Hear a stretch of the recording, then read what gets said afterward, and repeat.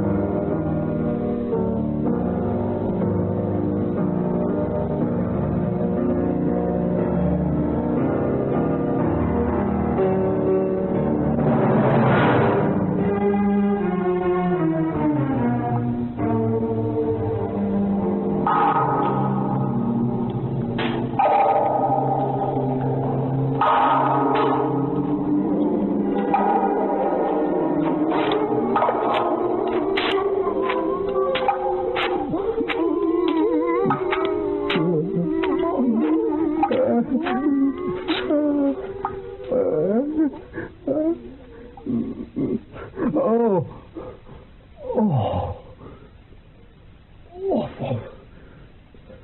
Terrible. You're right. A nightmare, I think. What? Only a tap dripping somewhere. There's no tap. It must have been the rain. I'm due to join the ghost hunters at breakfast. I must hurry.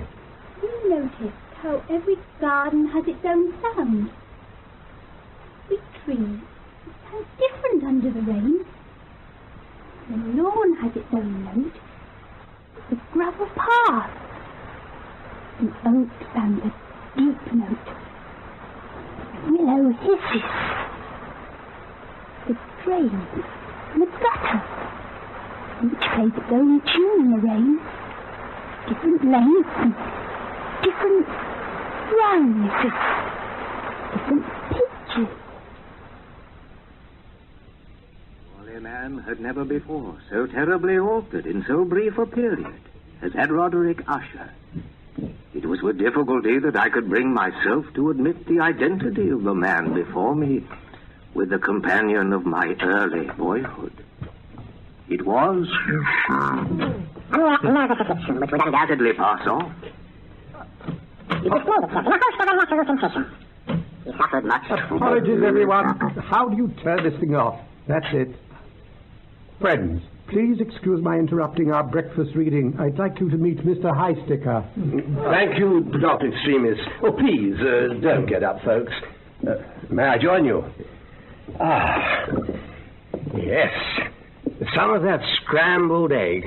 Thank you. Mr. Highsticker is our angel, our patron. It is he who has been providing the funds for our research, which have enabled us to develop our methods of psychical research to an unexampled degree of precision. One of my tasks will be to gather details of that while I am here. Who has brought us to this beautiful house in Cornwall with its terrible history so that we may wrest from it the great secret. The best kept secret of all. Let me introduce Esther. She is a powerful trance medium, but has her sardonic vein. The secret of life after death. Immortality. Well, now, let me introduce the team. This is Diana Lady, my assistant. Charmed. Esther, you know, this is Adrian, our scientist. It was his voice you heard on the tape as you came in. I thought it was Karloff. I am a passable mimic, Mr. Highsticker. Why play his voice at mealtime? Is he a kind of mascot? Me? A mascot, young lady? In the old films, Karloff was the misunderstood scientist who had discovered something so strange and wonderful that the world would not believe. He would freeze his own flesh to demonstrate a cure for cancer. He would bring the hanged criminal back from the dead. But it would all be too strange for his colleagues, and it would all go wrong, and Karloff would die patiently in the incandescent laboratory or at the hands of his own monstrous creation. He, like ourselves, was a scientist of the strange. We admire him. This is Sally, our yoga teacher. Pleased to meet you. Your report mentioned that the headstand was essential to your method. Are you all able to stand on your heads, Dr. Extremis? Oh, yes, even me, Mr. Highsticker. In my 82nd year, I feel more alive upside down than I do right side up. Sally is an excellent teacher. We call it Shirshasana. It's the king of postures. This is my daughter, Thomasina. She never speaks. She's very beautiful. Oh, She was beautiful when she was born, and she grew up beautiful. But she's a dummy, Mr. Highsticker. She can't speak, and never has. And I don't know what goes on inside her beautiful head. She has fits sometimes, and even then she's silent, though her body seems to scream. She does as she's told. She's a good girl, Mr. Highsticker. She pays her way with the yoga. I can put her into any position I want to demonstrate, like a little warm lay figure. That's all right, Sally. Mr. Highsticker has agreed that she's an essential member of the team. Now that we all know each other, I'd like my assistant to hear something about your group, Dr. Extremis, before I tell you all why I have chosen this particular house for our experiment. And before I tell you its abominable history.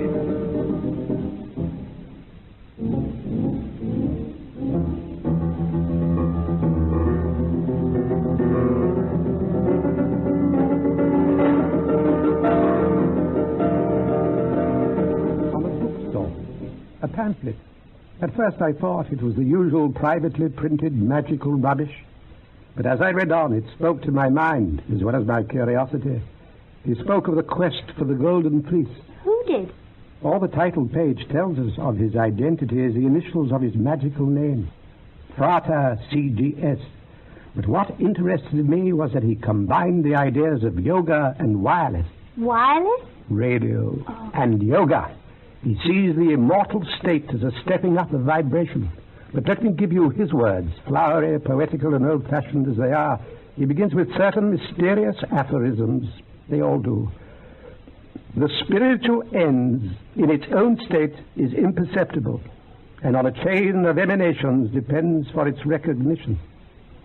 The sidereal body is the one wing which extends us across the gulf, and so on.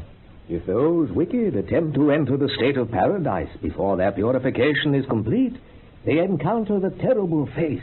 Thank you, Adrian. Dr. Extremis, Bernard, you told me last night you had already found a sensitive spot in the house. Yes, we have. I'll show it to you in a minute. Does it always respond? It has, whenever we've tried it. Oh, you mean you found a really haunted room? It's quite near.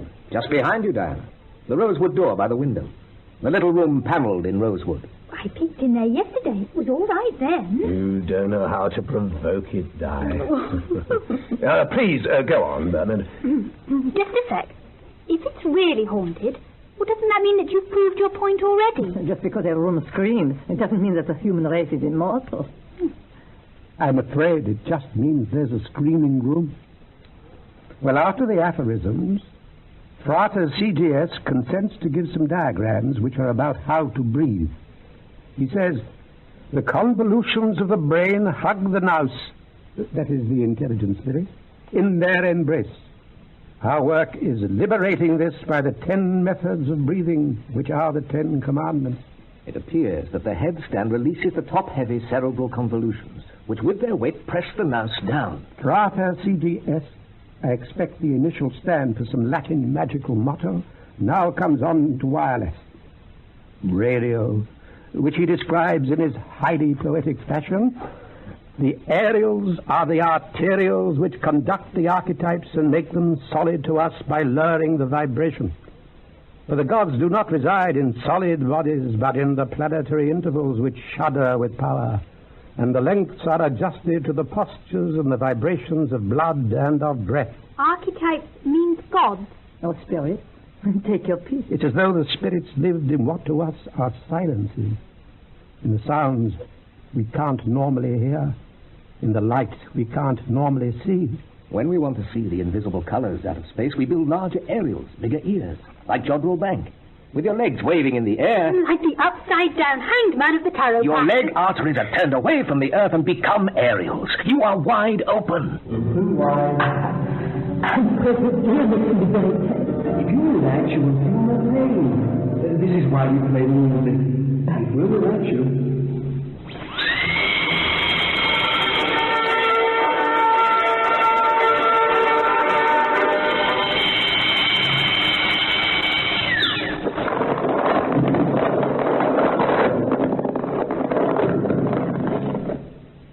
That's all the drilling we need today.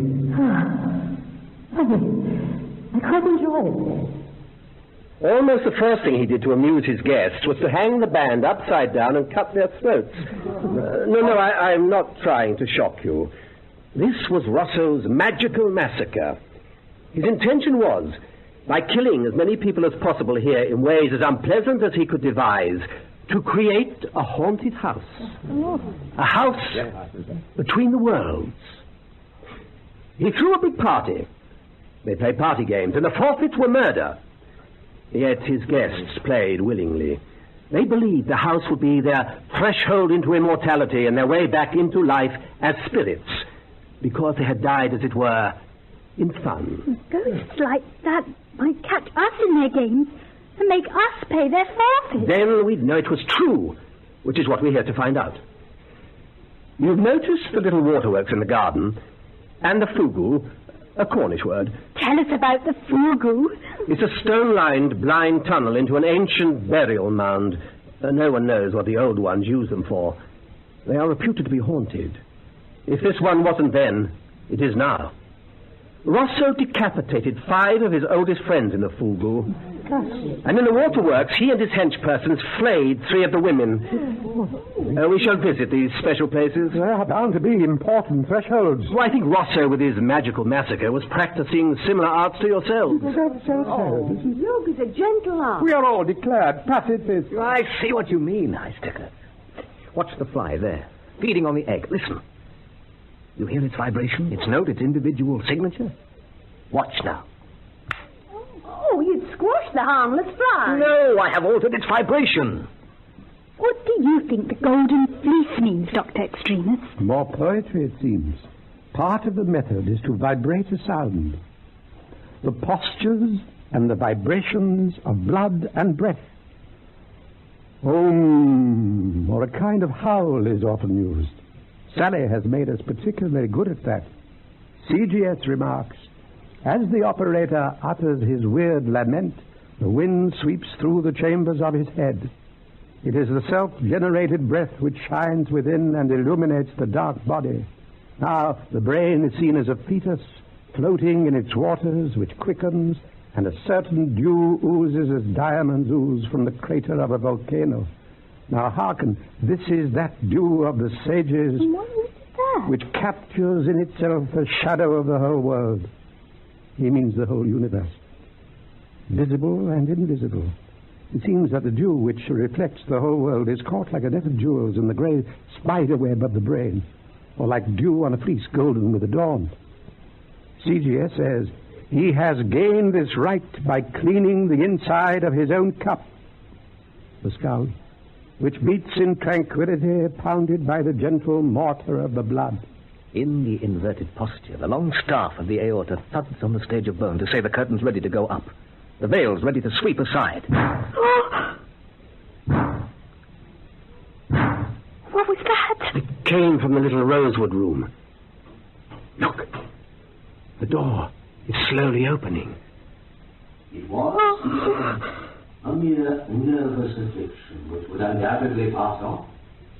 It displayed itself in a host of unnatural sensations. Adrian? I think Thomasina has turned the tape recorder on. Oh, she never does anything on her own accord, never. Never was the first time. He suffered much from a morbid acuteness of the senses. Turn it off. There's nothing wrong with this room. Come and look. I want to provoke it. Better not. The rap shows it is already aware of our conversation.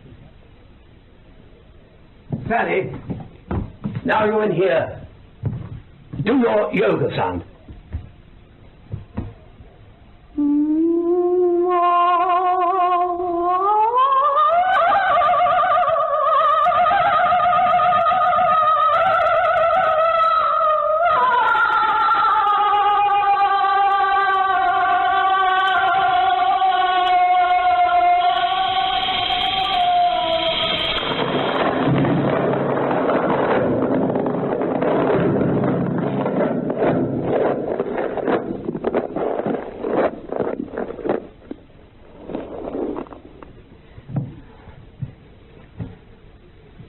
Is everyone all right?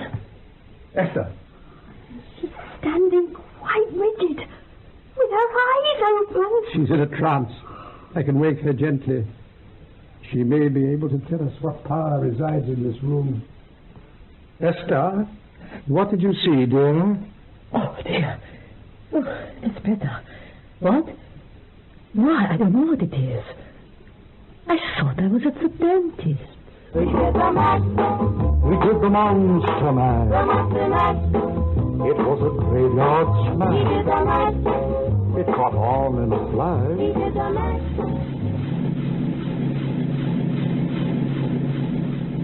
Nice little waterworks. Very Ruskin. Very leafy in cast iron. Pillars, cornices. This is where Rousseau flayed the three women. His diary says he flushed their empty skins along those big transparent pipes. Look where the bubbles are fluttering upward, like spirits. It feels peaceful and fresh, with its controls and valves like the brass engine room of a clean little steamer. Water is pumped from the springs under our feet high up into the lake reservoir above us on the hill.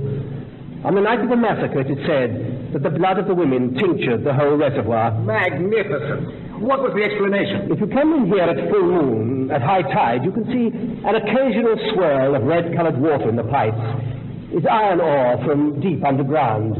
Now there are sensors in the equipment that turn the pumps off when that happens and divert the water to run away down into the river.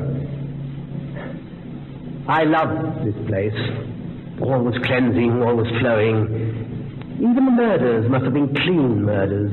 The floors hosed down, the skins slipping away like silk. Can any place be haunted where water is flowing? That little flight of stone steps leading up to the blank wall, what's that for? Watch! Oh! Water's pouring down the steps. It turns white with the foaming water. It makes a tingling in the air, like breaking waves. It's known as a cascade process. It purifies, aerates the water for drinking. Can you hear voices, almost, just underneath the white sound of the water? Hushed voices speaking fast. If there are any manifestations here, they will be recorded on tape. Look up at the cornices and you will see the cameras and microphones. I have installed them also at the Fugu. I have a mobile control system. On fast search, I can replay and study the results wherever I wish. Despite the peaceful feelings, this waterworks must be one of the chief thresholds. Do you want to try a full seance here? I'm afraid the tiled floor is rather hard for your headstand. We can use our jerseys for cushions. We also had cushions. No, another time. But I think it would be nice to sing a hymn here. A hymn in the presence of murder? I didn't realize that you were a choir as well as a team of ghost hunters. Think how many hymns are sung daily in the presence of the Jesus murder. Singing to encourage harmonious manifestations is part of our craft. Humming and howling is of the whole of it, you know. Sally sings very beautifully. Sally sings beautifully. I wonder what Thomasina's voice is like. She sounds so still and so beautiful, always near her mother, a half ghost.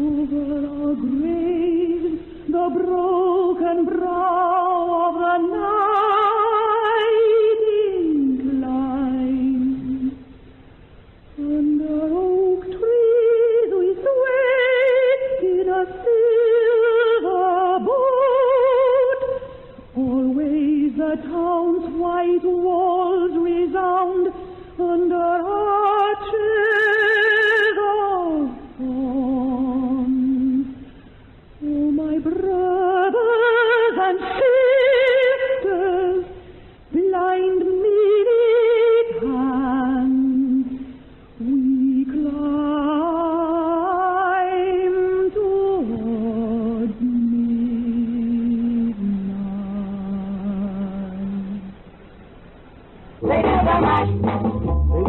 monster man. The monster mash. It was a graveyard smash. It caught on in a flash. The cave, the Fugu, lies under this bank at the end of the lawn. We go through a defile. Look, you can see the lintel at the end of it. A seaside postcard, 2 astronauts on the moon. They have discovered a moon giantess. They find they are standing between her immense toes. One astounded astronaut, pointing straight ahead, exclaims in big black letters, "Gore!" Oh, extremely sexist. I heard that, Adrian. Surely the resemblance to the birthplace between the defile of these great green legs of lawn is no accident. Rosso turned this birthplace into a death place. But sacrifice at such sites is traditional. Who knows what the Neolithic men and women used it for? It is, you see, an artificial cave passage, sloping very slightly downwards, lined with big flat stones, running into the hill towards the north and finishing in a blank wall. 5 of Rosso's friends paid their forfeits here, on this threshold. The bodies neatly stacked just inside, and outside, propped up in a row on the grass, 5 male heads severed neatly just below the 1920s stiff evening collar, their black bow ties still immaculately in place. There's a curious echo. I think this is the place. Esther? Yes, I'm nearly going. We can catch the echo here. We must get into our headstones now. High sticker with you and Diana. Please wait outside. Are the cameras on? They're never turned off.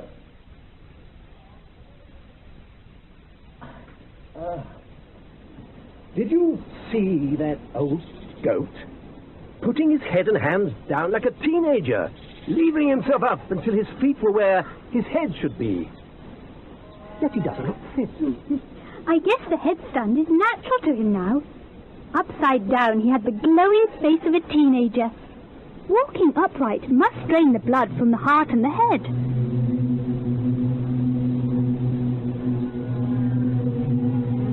They are a choir. Have you noticed how responsive they are to each other? How sensitive. Their gestures reply to each other's.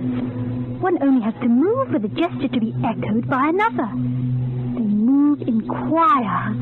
I know they all sleep together. We've moved the 2 double beds into the same room. And there's another thing. Try spelling out the initials of their first names. Thomasina, Esther, Adrian, Sally. T-E-A-S. Teas! Oh, Cornish cream teas. People who tease? Why did you put Thomasina, the silent one, first? You forgot the old man. Bernard. B-T. Oh, beast. How odd.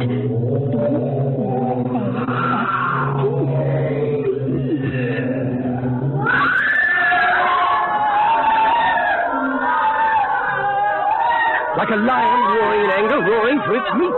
They're all running out of the cave. We've got to get Thomasina's in the house. She's had a fit. It's now the mash. It's now the monster The man. monster mash. And it's a graveyard Now smash. the mash. It's caught on in a flash. It's Bernard who worries me. He had to come down out of headstand too fast. He'll be all right on the sofa while we watch the recording. Thomasina sits quite silently, as if nothing at all had happened. You know, you're like a one person, a kind of gentle and strong animal. Ah, you spelled out the initials.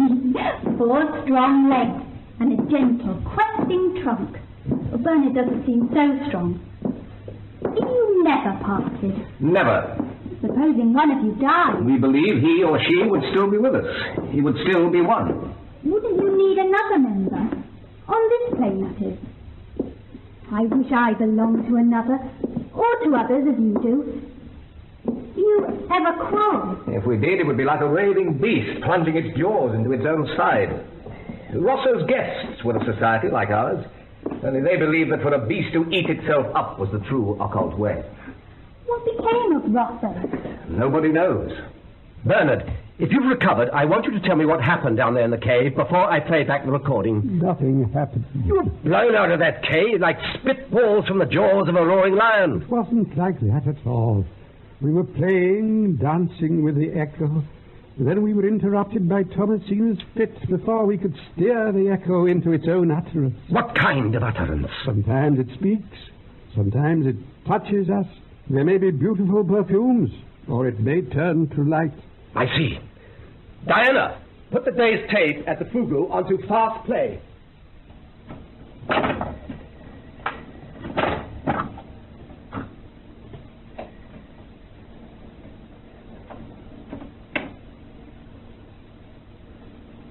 Here you are now, beginning your work, coiling up in your headstands. It's a very good picture, Mr. High Sticker. It's quite dusky in the cave. Sensitive tape, special wide-angle lenses. I want to turn the audio off so we can study the pictures. There. Look. Oh. Thomasina's out of her headstand. She's starting to buck and gasp on the floor. Here we all come down like felled trees. But that's why I broke the seance, Mr. High Sticker, why I went to her. She was crying out. She who's never uttered a sound before. Don't cry, Sally. Now she sits there, still and silent. Oh, will she ever speak to me? Perhaps she's in a trance. Look how she convulsed with the picture. Now you're all rushing out, carrying Thomasina. I want to run the pictures back. Well, can we listen to my girl calling out? We will, Sally, but let's look at these pictures carefully first. I want to slow them down and establish exactly what happened. Oh, my dears, it was no fit. I've never seen yoga demonstrated like that, with such grace, even by my masters. I made her a little, warm, lay figure to earn her keep in my classes, and her muscles must have remembered through all the years of practice. The spirit of yoga speaking through her. Oh, show us again, Mr. High Sticker.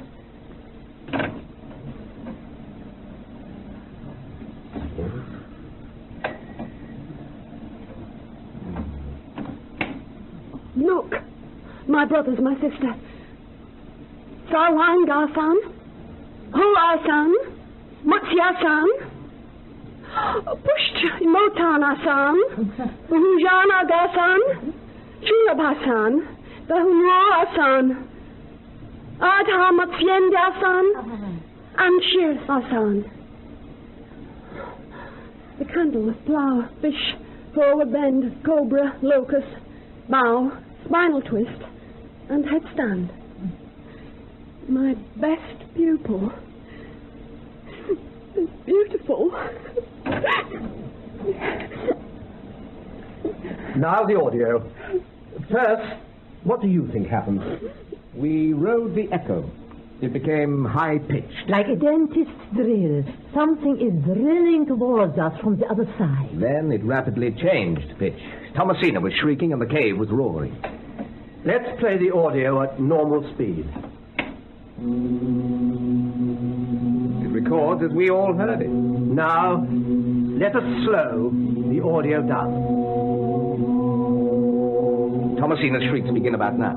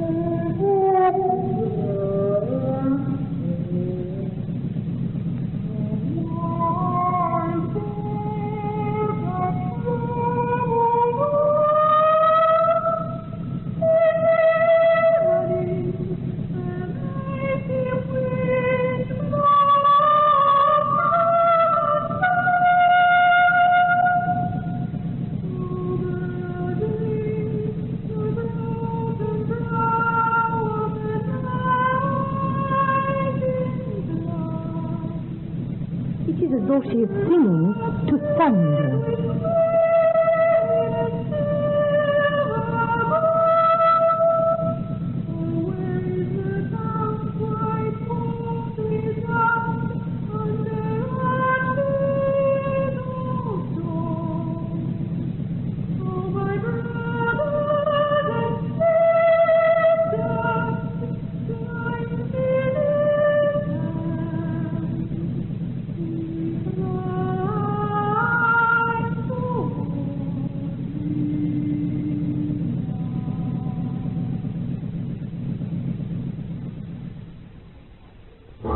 zombies were having fun. The party had just begun. The guests included Wolfman, Dracula, and his son. The scene was rocky already. This new ability of Thomasina's is troubling to us. I feel that we are now in imbalance. In some way we have closed ourselves, so we could not understand that the silence of one of us was full of power. Our organism, our syzygy, could not detect that she had developed at a higher rate of vibration than the rest of us. I want to suggest that each one of us now opens himself to solitary development. It will not be without its dangers. We do not yet know whether we are to meet in this house the spirits of great adepts making conscious passage between the two worlds, or murderous ghosts, or phantasmal apparitions merely conjured up by the legacy of Prater CGS. Each of us must go alone to one of these portals and open himself to the influence there. We've been together too much. Now we must separate to rejoin. We will meet here in 24 hours. Now go to your chosen place, the waterworks above ground, the Fugu underground. Enter your posture, vibrate your tone, drill head first into the other world, meet head on those who seek to contact you from the other side. Whatever happens will be on tape. Nothing will be lost. Farewell. It's now the Monster Man. And it's a graveyard smash. It's caught on and flying. It's now the Monster.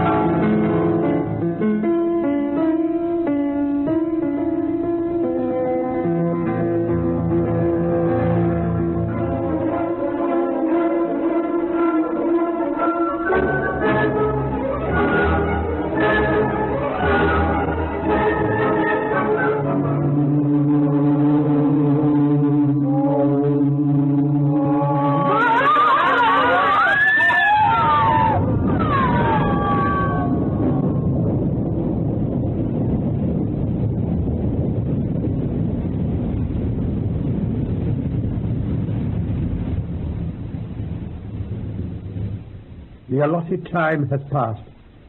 As the oldest and least interesting person here, I will speak first. I settled my cushion under my head, raised myself into sheer Shashan in the long dark tunnel of the Fugu. I saw your little camera on the ledge staring at me with its button lens. The daylight from the cave entrance threw my shadow into the darker shadow of the depths of the tunnel. Upside down as I was, I vibrated my low notes towards that blind end of the corridor. And what happened? Nothing very much at first. Nothing for quite a long time. Then I realized that I had been watching something without actually realizing that I had been doing so. It was... Yes. A light. At first, nothing more. Then I saw that within it was a flickering, a light within a light. I relaxed on the strong pivot pole of my spine and settled down to watch whatever it was I was seeing, making a mental correction for the fact that it was upside down, or rather, I was. Then the light spread itself a little in a complicated manner I couldn't quite understand, and I realized that what I could see was a little stream running over stone steps at the dark end of the Fugu tunnel, at the dark, blind end. After a little, I realized the strange thing about the little stream. I smelt its zest in the air. The tingle of its cascade wafted towards me and invigorated and cheered me. I thought how like the cascade in the waterworks it was, but then I understood how different. The little stream was running uphill, up over the steps, deeper into the invisible recesses of the cave. I followed the water in my mind's eye, and it seemed to draw me onward. I must have fallen asleep then, as I sometimes do in a headstand, because I remember nothing else. I woke a little while later, still balanced in my posture, so I lowered my legs and spent a few minutes relaxing, feeling, as I always do nowadays, that I had been younger and more alive in the inverted posture. And then I came indoors. The cameras cover every part of the corridor. If your little spiritual staircase was really there, we shall see it. There you are, settling your cushion. There you begin your meditation by humming. Let us speed the tape up.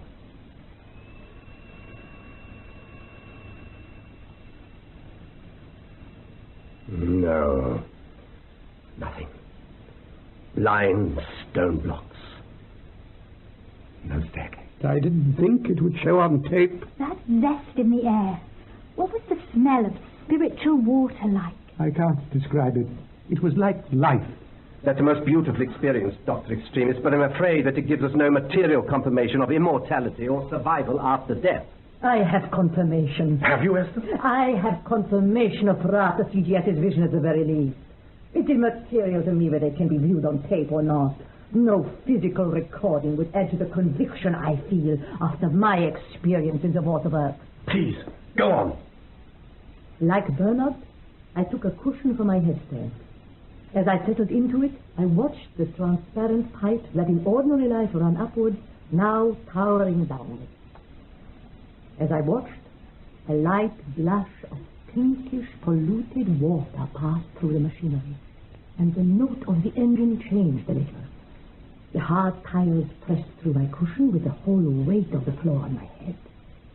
With my mind's eye, as they say the third eye, I followed the glassy pipes with their shivering bubbles to the very center of the earth. As I did so, the waterworks seemed to dissolve and topple into its water like a universal solvent, and the whole globe of earth rounded and became transparent, so that I seemed to balance on my head on the skin of an immense single drop of dark water over unimaginable abysses. I seemed to see the earth's very center of darkness, the place in the heart of water that has no dimensions, but only place. But then, in that place that is no place, I seemed to see a whiteness like a snow of light gathering underground, launching into the dark drop that gathered and rounded and rose towards me. And I saw that it was an apparition of the blessed moon rising from the throbbing heart of water underground.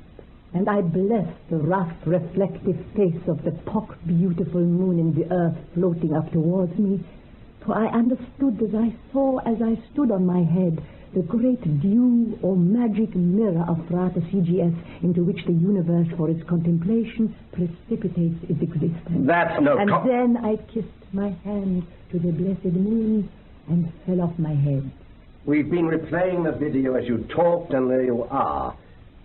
But as you see, no moon underground, no proof. Proof enough for me. As above, so below. Sally, you chose the Fugu. What happened to you there? Nothing really. Nothing. You were there quite a long time, Sally. Time passes quickly in those places. You mean underground caves? No, not really, no. In pubs. Not that I was a great one for pubs or clubs, but in my teens I used to like going to the club with my boyfriend on a Saturday night. Oh, that was a long time ago. But it all came back. I was back there again. At the club you used to go to as a young woman? They were all there. I've forgotten how many. Oh, I never forgot Sam. I was walking out with him at the time. But the old man was at the piano. I never liked him with his broken veins in his nose and his tobacco-stained eyes. And there was Jeff, the MC, in his long coat with spangles and his crisp hair. And Sam was laughing, and he struck the table with his hands, and all the drinks flickered in their glasses, and the lights flickered, and there were soft thuds in the distance, and all the drinks flickered again. Well, Meg was there at the table, my Auntie Meg, so Sam and me had to behave. She was ever so fat, and never drunk anything but fizzy lemonade, which she got jolly all the same, as everyone else got jolly on the drink and the songs. Jess liked us to sing, and he'd hurry the comedian off and get us to sing. And when he wanted our attention, he'd make his hand microphone howl terribly, as if by accident, and we'd all stop dead. Well, they were laughing at me because I'd got a bit tipsy, and I was showing off my yoga, and this was naughty. I took my skirt in my knickers, nobody seemed to mind, And there I was, in my headstand, and all the faces staring upside down and laughing at me. And then I felt a bit of wind, so I got down and untucked my skirt and sat down again, as if I'd never been away. And Sam lighted me a cigarette, as they do in the movies, 2 fags in his mouth, both lighted and one handed to me. And I looked round me as I smoked, and I saw how many of the boys were in uniform, and the girls too. And under the tables and chairs, those little square boxes you carried your gas mask in.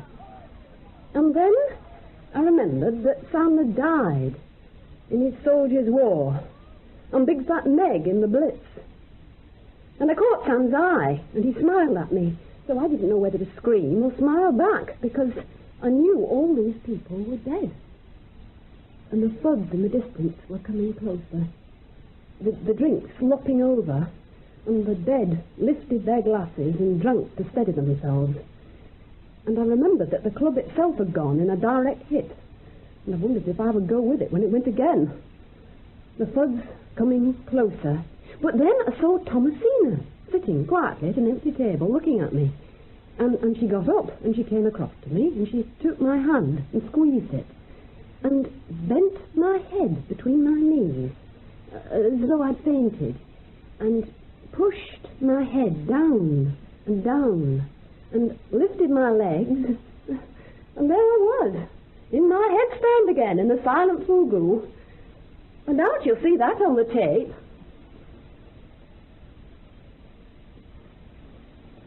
No, not here. Not on the machine. Alas, the best of all would be if one of us came back leading a spirit by the hand.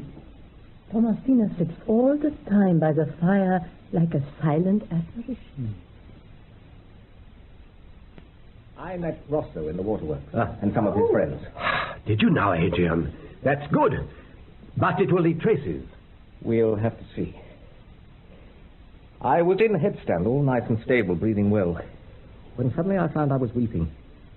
Tears were running upside down out of my eyes into my hair and soaking my cushion. Then I noticed Rosso walking towards me over the tiles, upside down and as solid as you are. I thought it was one of you, so I got down out of my headstand and shook hands.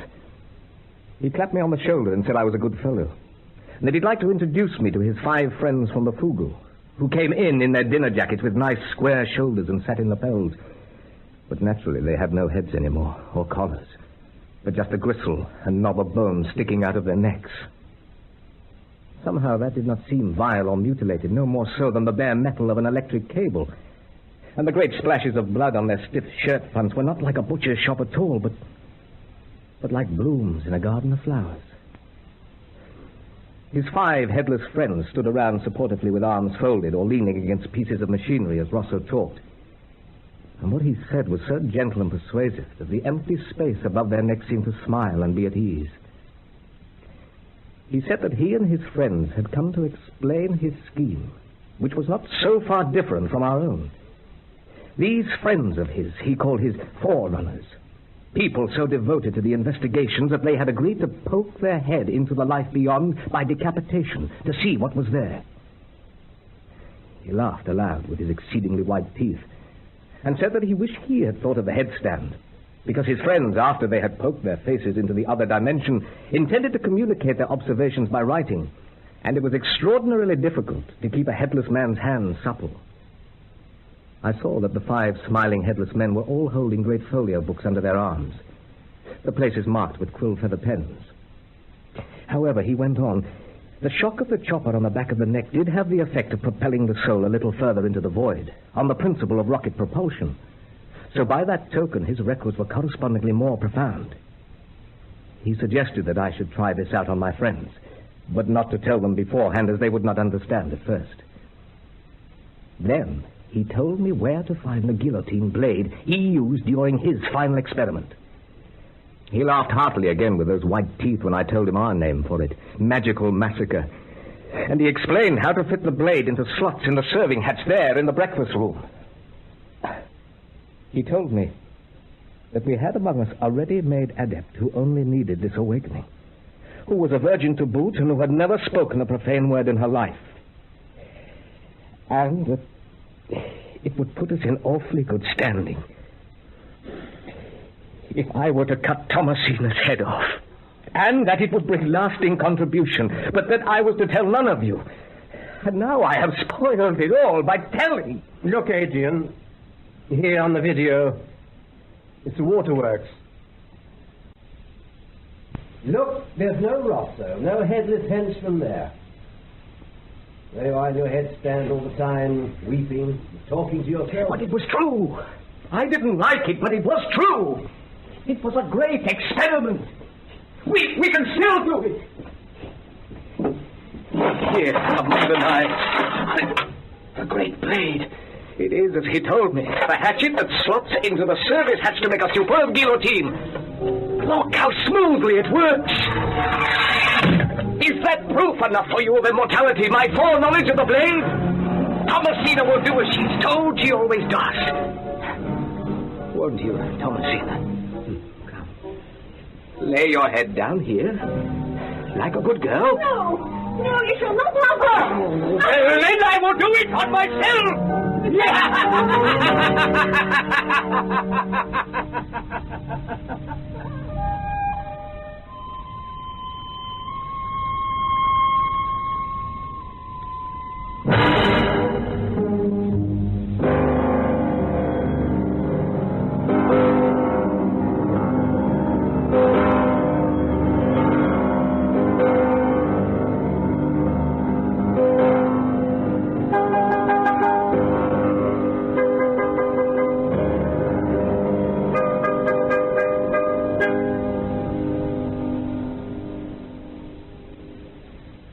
Close one, lad.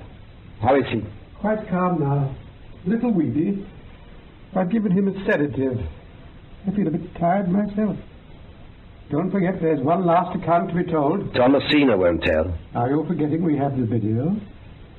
I walked her into the Fulgo and moved her into a headstand, like a dummy, and she stayed there 5 hours. Nothing happened, as far as I could see. I watched from outside on the grass.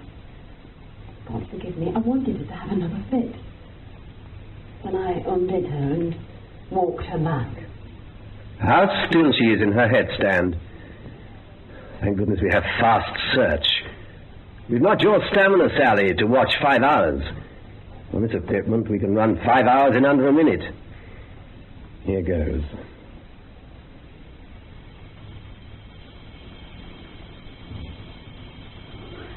Perfectly still in her slender headstand. The shadows of the rough surfaces of the stone walls in the altering daylight from the entrance seem to writhe and wrestle, like a great foam or surf turning and curding, like boiling yeast, like a fermentation. Yet, the trick of the daylight, with the boughs of trees blowing across to make shadows, or the altering position of the sun over the hours, yet she is utterly still. More stone still than the stones themselves seem, unwavering. A column, a human axis, a pole star beam. Surely in the most efficient headstands there should be a little wobble over the hours. Not the tremor of a fit, just stillness. It is some kind of answer. The stone moving, boiling, the human being utterly still.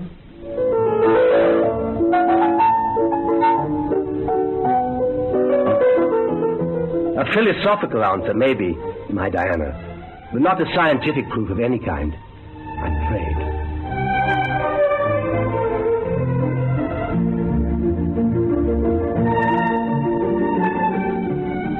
Quick, there's an emergency. Dr. Extremis, what's wrong? Over here. I can see he's in his headstand. What's wrong with that? He's had a heart attack. I daren't bring him out of his headstand. It would be too great a strain on his heart to walk upright. Well, how long did he stay like this? Indefinitely. He tried to come down out of it, but that started the attack again. Please, don't worry about me. I'm going soon. I yearn to know the secret of immortality. I long to travel the spirit road, to mount the spiritual waterfall I saw in my vision, to be a wayfarer ghost on that highway. But there is one thing. For me, the first step on that journey begins in the Fugu. I must pass out of my body there, in headstand, nowhere else. Not here. Please, not here. Here I may be caught among the desperate, wandering, bloodthirsty ghosts that infest this house. Please don't let that happen. How are you going to get him down there? He'll die if he gets up. We'll carry him to the Fugu, and he is. Upside down? Upside down and without delay. Out across the lawn, down into the Fugu, through the French windows. Come and look at this. The full moon is as bright as day. Where's the lawn? Why is the grass so dark? The garden is flooded. It's a lake of blood. And in it I see the moon, the blessed moon from under the hills. The full moon marks a scrambling path over the waters, Bernard. That is not my road. Take me to the cave where I saw my vision. Fugu will be underwater, like a steep cave in the high tide. How can we get to it? Those flashes of red in the glass pipe should have warned us. The tinted water from the underground springs in the high tide of the moon has been rejected by the pump. There must have been a flash flood of it that overwhelmed the drainage systems of the river, and it's turned the whole garden to a lake of reddened water. I heard the sluices opening and shutting in the night, like a great beast turning over in its bed. I cannot travel the moon's path over the lake of blood. We'll find a way, Dr. Extremis. But I do not want to die on the shores of blood. He's in a panic. We'll have to do I something. shall be caught among the tangled ghosts of blood. Dr. Extremis, it's very, very beautiful. The moon has nothing to do with these gangsters.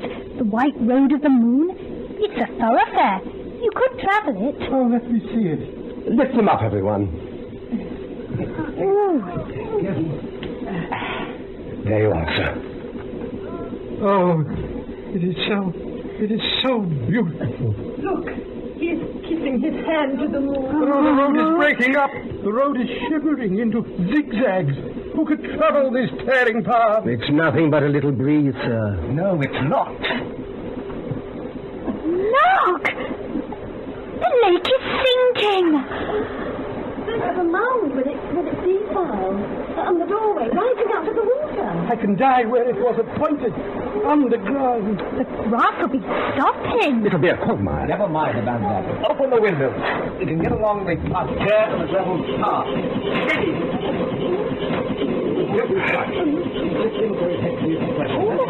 Look, you go on. I want to wheel the TV monitors out to the cave entrance.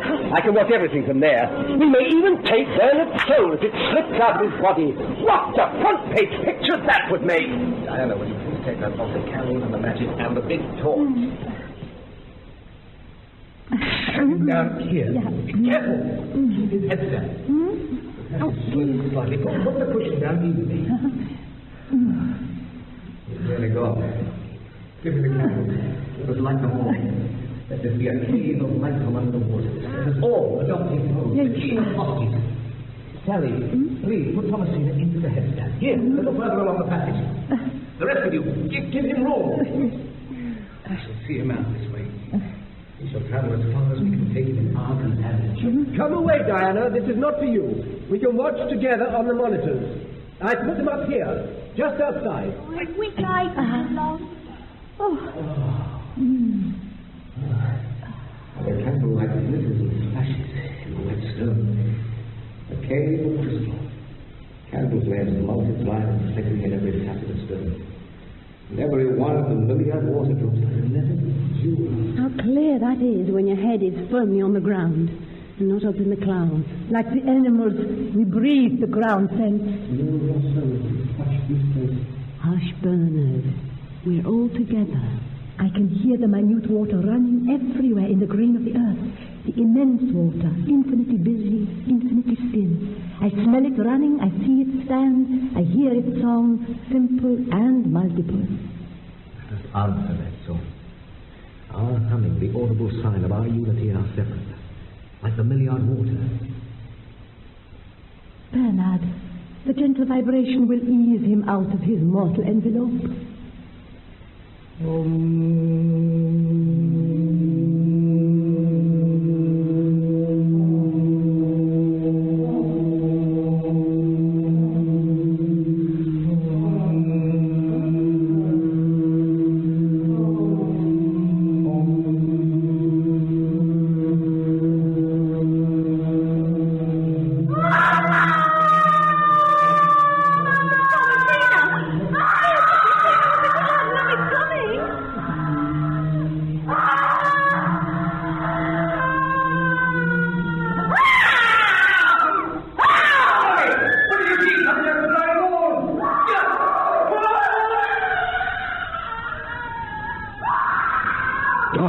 They've started yelling. They're all falling off their heads. They're scrambling about in the mud in fits like Thomasina. They pull themselves up and stare at something coming at them from down the corridor. What can it be? The end camera's jammed. I can't see what's coming. They're pulling themselves out of the red mud. Ah, the camera's free. Now I shall see. Nothing. A blind corridor. Your camera sees nothing. Tell me what you saw in the fugu which made you all scream and run. My dimples, we saw... You're all covered in mud, Esther. What did you see? Tell me what you saw. I can tell. It was, The ultimate... The secret. Do you know the secret? It's all been so fast. I don't know. Yes, it happened so fast. It was so quick. I'm forgetting even as I think about it. Look back at the cave. How brilliantly it sent its light outwards along the defile. And the great shadow hanging in the light like a man hanging upside down. Oh, poor Bernard. He couldn't run from that. Perhaps one does not run from that. Yes, he is dead now. His ghost might be lingering, entangled in your screams. Give me a hand there. Well, you're not bringing those monitors into the cave with Bernard still warm in his headstand. You owe it to your dead friend. Diana's right. Your screams may have tangled him. Unless we can recreate the scene, we've lost everything. I don't feel it was like that, High Sticker. Think! You may be able to assist the ghost of your friend even now. I want you all to get back into the cave, into your postures, and I'll bring the recording equipment in. Remember, none of you said it was terrible. You said it was too fast. I can slow it down. You never let go, do you? They have to help their friend. You're all ready? In posture? Good. Now, here's the tape. Just where Thomasina screams.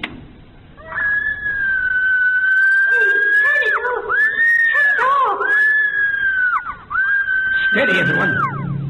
Now I will play it back, slowed down.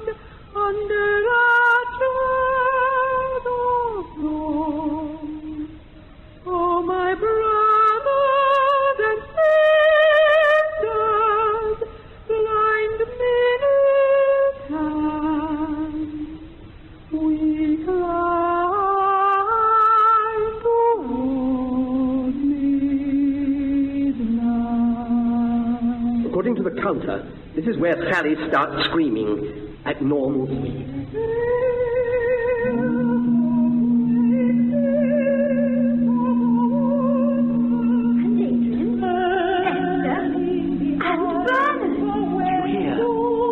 There are more than 4 voices. Our friends are singing to their recorded voices. But there! Do you hear? That is dead Bernard singing to his own voice. The planet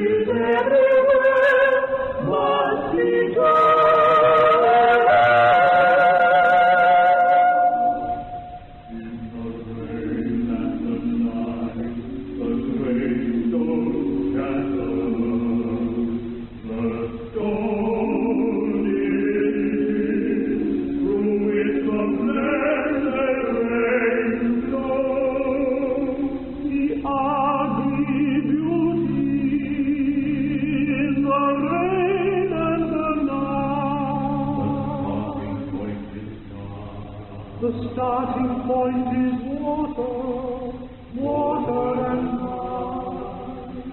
And the odor of a happy ground in the chattering rain and under the ground, in the glitter of the eyes of fingers flowing in the streams,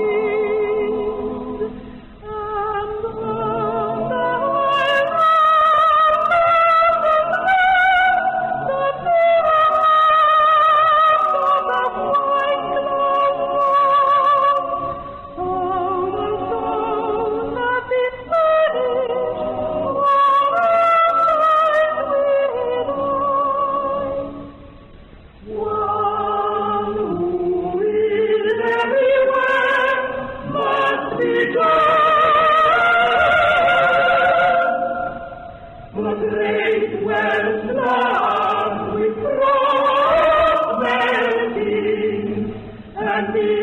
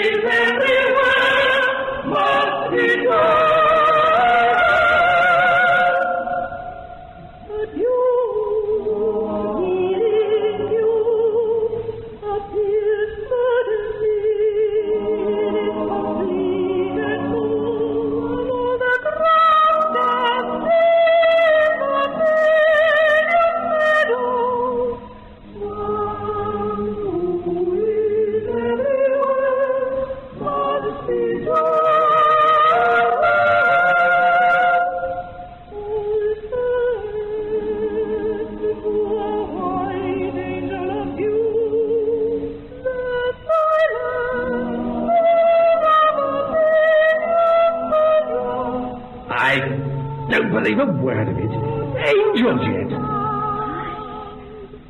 Very beautiful. I wish I could see what they have seen. Poetry, poetry.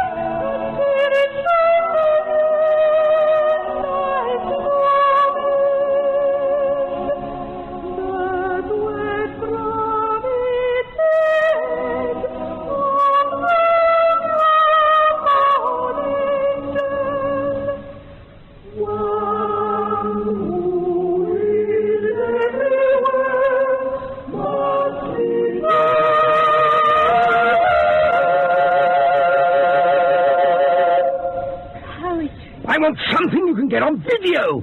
A secret. Maybe that's the secret. It's everywhere, but you can't get it on video. If it's real, it'll record. Listen, they all thought the correct entrances into the other world were the waterworks of the Fugu, because that's where the bodies were found. I went along with that, but now, think. Where was the first manifestation? In the little rosewood room. And remember how Bernard shied away from it? You can't leave them now. Not while they're worshipping. It's okay. The tape's running. It's only midnight. The little rosewood room. Don't you see how the grain of the wood is like water flowing, but slowed down until it's solid? All trees are shaped by the water flowing through them. Singing. But here we can see and touch the flow. It is in our vibration.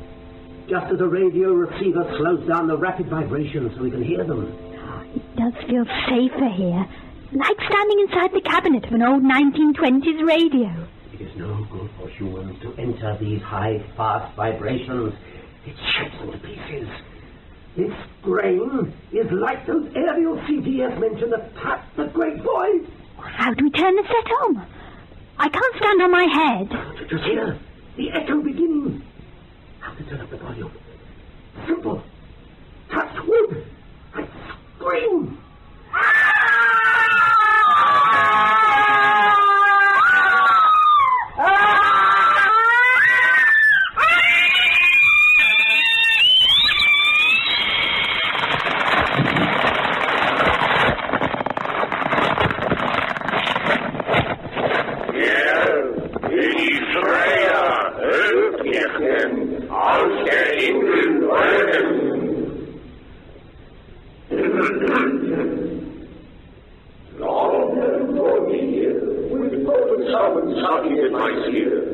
And now, with bated breath, you yearn to meet me, to question me.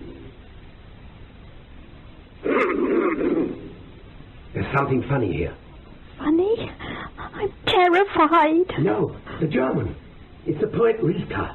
First line of his Duino Elegies. Who, if I cried, would hear me among the angelic orders? Then English. That was from Goethe's Faust. Very well, then. I will be Faust. Appalling voice! Am I to yield to you? I am Faust. In everything, you're equal. That's all right, then. I thought you were a madman called Heisticker. Give me the secret. Secret? I doubt if I can tell you any secret you will be capable of understanding. Immortality. The secret of immortality. Oh, that. You sound embarrassed. Well, not exactly. Yes, leave it alone. Last warning. I compel thee, I compel thee, I compel thee. Very well. The answer is no. I don't understand. No. No. Nix. Niet. No? That's it. The human race is not immortal. None of us? Not immortal? I'm afraid not. We don't survive. You got it. But all the ghosts, those visions... The eternal spirit and its eternal play. That sent the old man Bernard, Thomasina, the mistress of yoga, and Sol after 20 years of silence, Rosso, the evil magician, Diana here. The earth has bounds, as the water has. I don't believe it. That's the whole trouble. You don't believe. You don't believe everything without what you call evidence. Now it's not so bad you don't believe anything you don't see. Tape it, don't tell it. You forget it if you don't tape it. So you tape it and forget it all the same. And relate and point to what you see and say, it wasn't like that. I don't believe it. Because you've forgotten what reality is. Now it's on further. You won't believe anything you can't blow up. So you blow it up, and it's not there anymore. And that's proof it wasn't there in the first place. So the whole earth wasn't there in the first place. So how could the human beings that should be the sovereigns of it be immortal? You were once, but you blew it. I believe, help thou mine unbelief. Sorry, Diana. Make the most of what you got. And you, remember me. I don't believe it.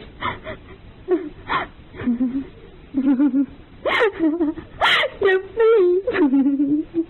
Don't believe. But that's just why we have no souls. We don't believe. No. What a wickedness of spirit. A good spirit has got to be so cruel as to tell us we were not immortal. Ergo, how can we believe what it says? It was a demon. And if we had known the demon's name, he would not have caught us. His name. Do you know his name? Can't you see? It must be the one who trapped us in the beginning. with his precious pamphlet and his topsy-turvy headstand. It must be C.G.S., the blessed Frater C.G.S. And now I know what the initials stand for. His full magical name.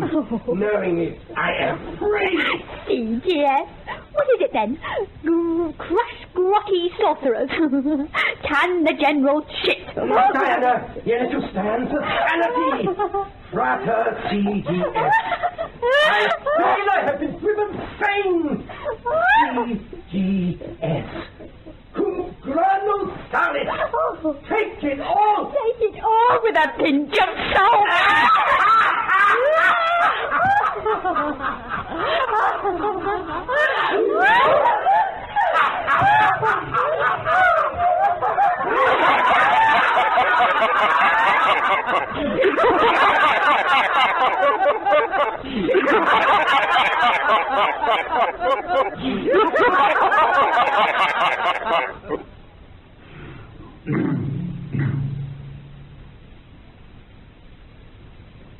The Scientists of the Strange was written by Peter Redgrave.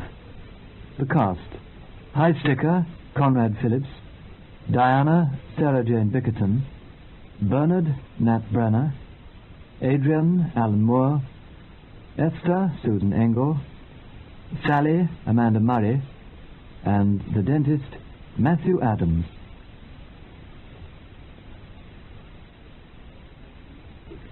The music was composed by Sidney Sager and sung by Carol Hall, soprano; Jean Temperley, mezzo-soprano; Muriel Dickinson, contralto; James Lewington, tenor; and Christopher Keat, bass baritone. The keyboard instruments were played by Leslie Pearson. The program was directed in Bristol by Brian Miller.